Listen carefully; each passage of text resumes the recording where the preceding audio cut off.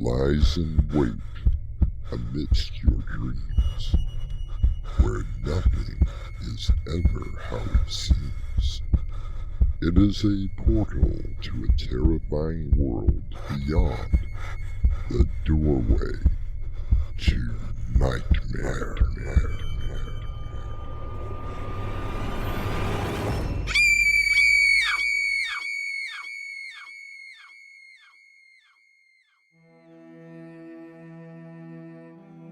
Come in.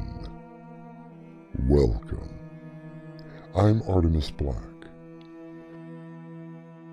While Mary Shelley is best known for her novel of the infamous Doctor, many do not know of her other works, which included an apocalyptic novel published in 1826 entitled The Last Man. Chained again like an animal. Please, Adam, please just calm down. I'm here now. I warned you, Amelia.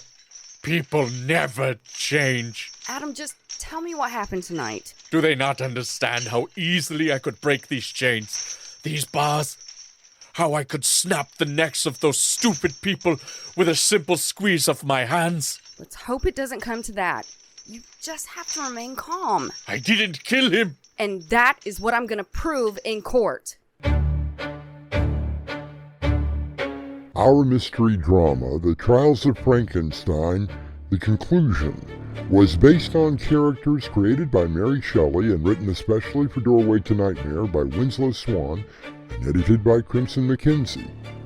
Our stars include Mick Davis, Crimson McKenzie, Jonathan Rossignol, Gemma Mitchell, and Dave Arkhipov.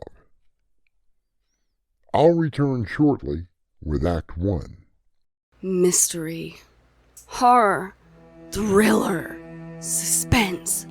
Novels and short story collections from Winslow Swan, now available from Amazon. Amelia Dearborn, an attorney, was lost in the woods only to be saved by the monster created by Victor Frankenstein over 200 years ago. While trying to introduce him into society, he meets with Dr. Frankens, a direct descendant of the infamous scientist. Dr. Franken's assistant, Elliot, is found dead, and the monster is accused of the murder.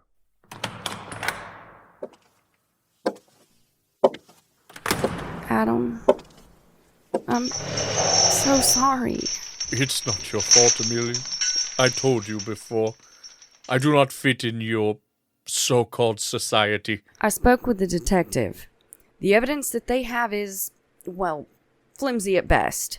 I swear, Amelia, I did not kill anyone. This I know, and I believe you. Try not to worry. I've got your back. I will be representing you in court, but first, we have to try and get you a bond hearing as soon as possible. Perhaps it is best if I simply stay in this cage. Don't say that! And whatever you do, do not talk to anyone, ever, no matter what they ask of you. I understand, Amelia. As long as you believe me. I do. I honestly do. There's something about this whole thing that just doesn't add up. Amelia, I can only tell you what we found. And believe me, there are more questions than answers at the moment. Jessica, we've known each other a long time. I considered you a friend. And I sincerely hope that we can remain friends. Even after this case is over. Why did you arrest Adam? Oh, I'm going to level with you, Amelia. This whole case, it just doesn't sit well with me. You have doubts? I have major doubts. Unfortunately, Dr. Frankens has a lot of friends within the courts. I was practically forced to arrest Adam. How is Dr. Frankens involved? I thought it was his assistant that was killed. Didn't you know? Dr. Frankens found the body. He also claims he saw your client running from the house. Ah, So he was the first one to find the body. Adam was basically in the wrong place at the wrong time. Something else that is very strange. We can find no record on an Adam Smith in any database. That's because he's never been in trouble, ever. That may be. But right now, he is in a lot of trouble. How was the victim murdered? A .22 caliber bullet was pulled from the man's brain.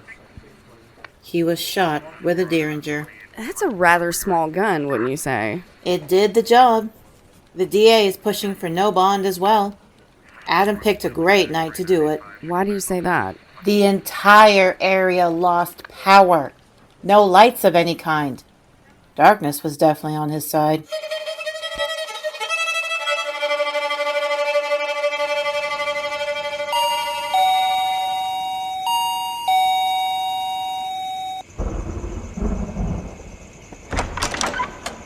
Amelia, what brings you to my humble abode? May I come in? Of course. Dr. Frankens, as you know, I'm representing Adam in the upcoming trial. Yes. I deeply regret that you are having to face this horrible incident. Adam seemed to be, well, so refined and intelligent. I understand that you offered him an opportunity. You wanted to study him. Oh, that. Yes, Amelia. It is true. I noticed the scars on his face. I told him that as a surgeon, I could possibly erase those scars. But I would need samples of his blood type, skin, and so on. And so on. You mean his brain? I beg your pardon? I heard that you wanted to do an MRI on his brain. Oh, yes. Well, I noticed what a large gentleman he was. There have been scientific studies on tall individuals such as Adam. I'm actually following along those lines. I see. What can you tell me about the night that Elliot was killed? Oh, it was horrible. I remember the power going out. Elliot was still in the lab downstairs. I heard the gunshot, ran to the lab, and saw the body slumped over the desk. I still remember seeing the blood on his face. But how do you know it was Adam that pulled the trigger? Well, I didn't actually see Adam do it. However, when I ran upstairs to phone the police, I did see your client running from the house.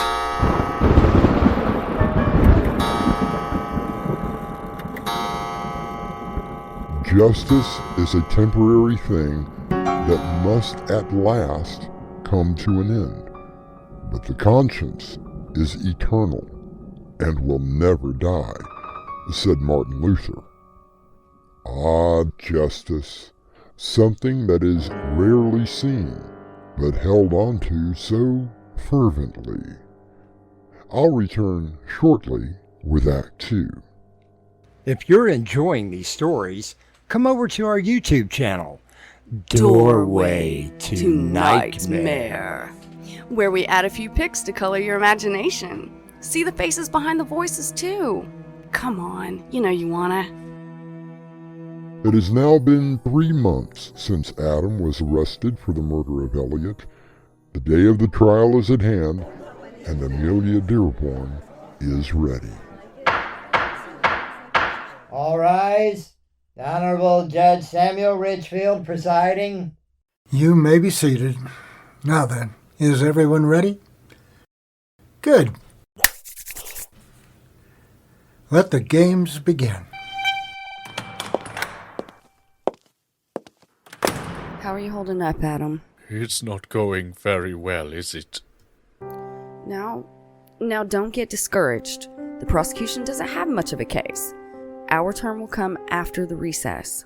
I tried to warn you, Amelia. The world does not change. People do not change. In their eyes, I'm still the bloodthirsty creature from their nightmares. Now just stop that. I told you there was something very wrong about this entire case. I just need to find it. Perhaps it would be better if I was simply locked away. I won't have you talking that way. Let me do my job, Adam. I'm sorry. I trust you. It's the others I don't have faith in. You don't know what it is like being hunted, caged, feared. No, I don't. And for that, I am sorry. Tell me the truth. What were you doing at Franken's house? I decided not to help him with his so-called experiments. His eyes. Unnatural.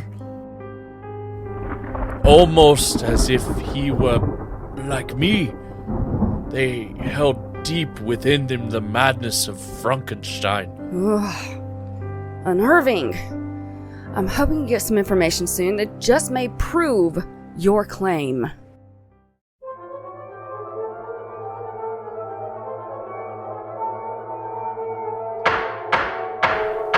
All right, Miss Dearborn, is the defense ready? We are, Your Honor. Then call your first witness. Your Honor, I would like to recall to the stand the prosecution's witness, Dr. Frankens. A little unusual, but I will allow it. Dr. Frankens, you understand that you are still under oath. Yes, Your Honor. Dr. Frankens, you are considered somewhat of a celebrity in this town, aren't you? Celebrity? No. Just a surgeon and a research scientist. I understand that you have contracts with our military. Is that correct? Yes, that is correct. So you see, I am not allowed to discuss my research. I would not dream of asking you about it. What I would like to know, Dr. Frankens, is how you managed to see my client running from your house on the night in question. As I stated before, I looked out the window while I was phoning the police. How far away would you estimate you were from where you saw my client? Oh, I don't know. Perhaps a few dozen yards. You have better eyes than I do. I ask you, could you see him clearly? If you mean, did I see his face? No, I can't say that. Then how, Mr. Frankens, do you know that it was him? How many 8-foot-tall men are in this town? Yes, I see your point. So you do recognize that my client is rather large. One of the largest men that I have ever come into contact with. Could you indulge me and describe my client? Well, he's at least 8 foot tall. Long black hair, a few scars on his face, possibly from an accident. What about his hands? No, extremely large. Would you say twice the size of a normal hand? Almost 3 times as large. I see. Yes, a very apt description. Now then, this is State's Exhibit A, the gun that was found near the body. Would you agree? Yes, it does look like it. A rather small handgun, a .22 caliber Derringer. I would like to present this up close to the jury. You see? It almost fits in the palm of my hand. Objection, Your Honor. Relevance. Miss Dearborn, where exactly is this line of questioning going? I ask that the court indulge me for just a few minutes, please. It goes towards the facts of my case. If the prosecution has no objection, I'll give you a few, but get to the point. Thank you, Your Honor. Now then, Dr. Frankens, your hands. Would you say you have rather live hands? I mean, special, optimal for surgery. I suppose it is what makes me a great surgeon. I see. And yes, you are a brilliant surgeon. But now I ask you, as a doctor, how would my client pull the trigger of this rather tiny gun? I don't understand the question. It's a rather easy one to answer. If the court will allow... Here, Adam. Could you hold the gun? Don't worry, it's not loaded. Now, try to pull the trigger. I can't. And why is that? I can't even fit my finger into it. You see? It would be impossible for my client to pull the trigger of such a tiny gun as this. One other thing, Dr. Frankens. You testified that you found your assistant slumped over the desk in the lab. Yes, that is correct. You also told me, as well as the detective, you could see the blood on his face. Oh, it was a most horrible sight. Could you describe the room where you found him? It was in the lab, in the basement part of my home. Only one door? Yes, only one door. Any windows to the outside? No, it is quite private for the work that we do. Is it a rather large area? It runs almost the length of the house. We need the room for the experiments that we conduct. I see. And the desk that your assistant was slumped over was at the far end? I believe so, yes. And yet you opened the door, saw the body, saw the blood, and went upstairs and phoned the police. That is what I said, isn't it? How were you able to see the blood? I mean, you testified that you didn't actually go into the lab, just stood at the door. I don't understand the question. Remember, Dr. Frankens, you testified that there was a power outage in your part of the city. You didn't say you had a flashlight of any kind. I can buy that you saw my client running from the house, but as there was only one door, you should have seen him coming from the lab, but you didn't. There is no way that you could have seen blood on the face of the victim in complete darkness. Very clever, Amelia. Very, very clever. Order in this court. Shut up, all of you. Come one step closer and I will break her neck. You are a Frankenstein! Yes, my great-grandfather created that thing, and now I shall carry on his work. Let Amelia go, Dr. Frankenstein. And what will you do? You are nothing more than a scientific experiment gone wrong! Mary Shelley wrote in her novel, "I do know that for the sympathy of one living being, I would make peace with all. I have love in me the likes of which you can scarcely imagine, and rage the likes of which you would not believe. If I cannot satisfy the one, I will indulge the other." I'll be back shortly with Act 3. You can find more episodes available at youtube.com/c/Doorway to Nightmare. Join us and see where your imagination will take you. The courtroom is deathly silent as everyone watches Dr. Frankens, his arm around the throat of Amelia Dearborn. Adam, with a stern look in his eye, begins to walk towards him. Stay back, Adam. I swear I will break her neck. I said to let her go, Dr. Frankenstein. Please, Dr. Frankens, you don't know what he's capable of. Oh, shut up! Don't come any closer, you pathetic creature. Let go of my arm. Amelia, get out of the way. Now. Your hand around my throat. Get off me. It would be so easy. So easy for me to squeeze, to crush your throat and watch you die. Please, Adam, don't do it. Yes, so easy, Dr. Frankenstein. But I believe that you are facing a much worse fate.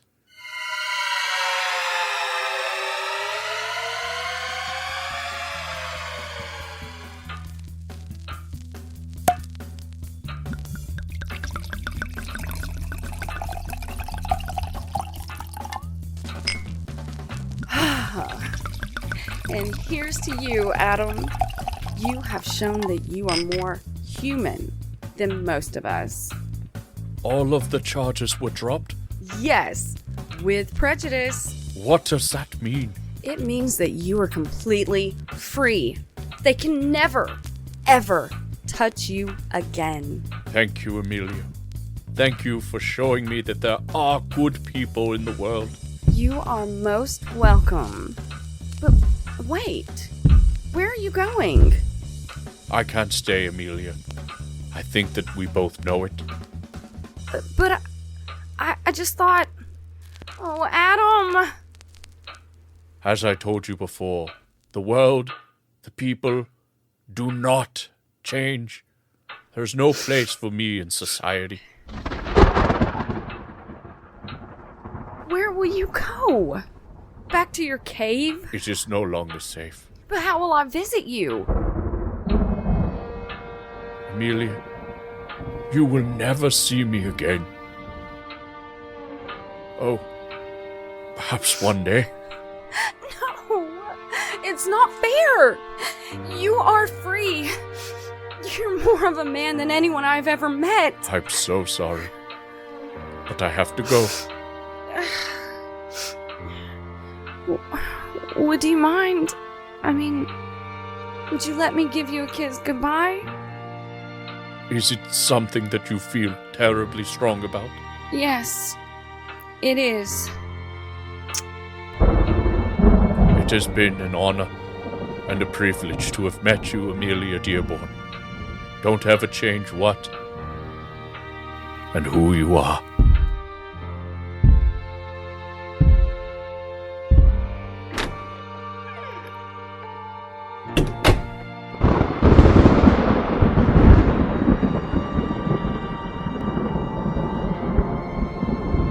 Amelia watches from the window as her friend walks towards the street before disappearing into the darkness. A tear rolls down her cheek. I'll be back shortly with a final word. Hi, it's Crimson. We hope you're enjoying these. Would you like to hear some more? Join us on our YouTube channel, Doorway to Nightmare, if you dare.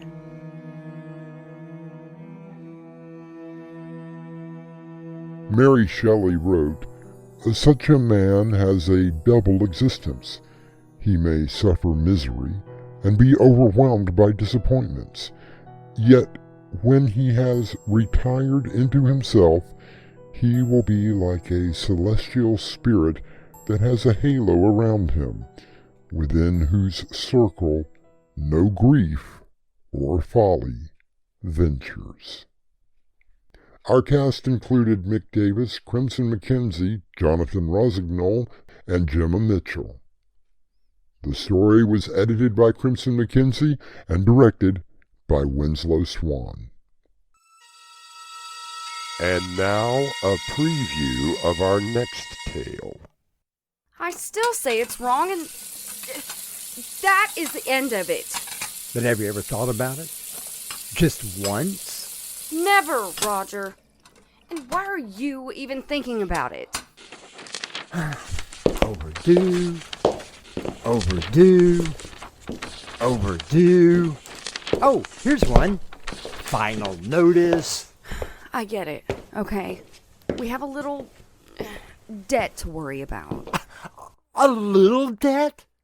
That's like saying the Hoover Dam holds back a little water. I still say that it's wrong. Is that the only reason? Or are you afraid? This is Artemis Black, inviting you to return with us to the doorway to Nightmare for another adventure into the world of your terrifying imagination. Until next time, slumber peacefully. Epilogue. The butler did it.